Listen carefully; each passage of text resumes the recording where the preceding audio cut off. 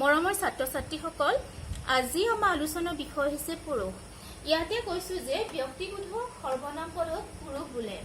এতিয়া আহিছো সৰ্বনাম পদ কাক বোলে। পদ 5 প্ৰকাৰৰ: বিশেষ্য, বিশেষণ, সৰ্বনাম, ক্ৰিয়া আৰু অব্যয়। এটা বিশেষ্য পদ কাক বোলে? মানুহৰ নাম, ঠাইৰ নাম বা সকলো বস্তুৰ নাম যি পদে বুজায় তাক বিশেষ্য পদ বোলে। যেনেকৈ ৰাম, গীতা এইবিলাক মানুহৰ নাম, এয়া হৈছে বিশেষ্য পদ। এতিয়া আমি কি কৰো যে আমি সকলো সময়তে আমি মানুহৰ নাম নকৈ বা ঠাইৰ নাম নকৈ বা বস্তুটোৰ নাম নকৈ আমি তাৰ সলনি আমি এটা পদ ব্যৱহাৰ কৰো। যেনেকৈ ৰামৰ সলনি সি, গীতাৰ সলনি তাই বুজো। অৰ্থাৎ বিশেষ্যৰ সলনি আমি যিটো পদ ব্যৱহাৰ কৰো সেয়া হৈছে সৰ্বনাম পদ। এতিয়া চোৱা, সৰ্বনাম পদৰো ভাগ আছে 4 প্ৰকাৰৰ। এতিয়া হৈছে স্থানবাচক সৰ্বনাম, কালবাচক সৰ্বনাম, ব্যক্তিবাচক বা ব্যক্তিবোধক সৰ্বনাম আৰু বিশেষণ সৰ্বনাম। এতিয়া ব্যক্তি মানে হৈছে পাৰ্চন, অৰ্থাৎ মানুহ বা পুৰুষ।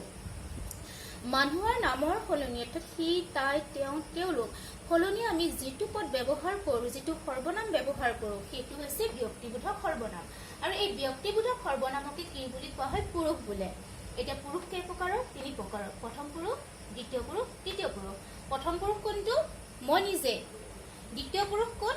মোৰ আগত যোন আছে, মই যাৰ লগত কথা পাতি আছো, অৰ্থাৎ তুমি, তই, আপুনি, এয়া হৈছে দ্বিতীয় পুৰুষ। তৃতীয় পুৰুষ কোন? প্ৰথম আৰু দ্বিতীয় পুৰুষে যাৰ বিষয়ে আলোচনা কৰি আছে, অৰ্থাৎ মই আৰু তুমি যাৰ বিষয়ে আলোচনা কৰি আছো, অৰ্থাৎ তেওঁ, সি, তাই। এতিয়া মই এই তিনিওটা পুৰুষক একবচন আৰু বহুবচনত ব্যৱহাৰ কৰি দেখুৱাইছো। প্ৰথম পুৰুষত মই একবচন আৰু বহুবচন আমি। দ্বিতীয়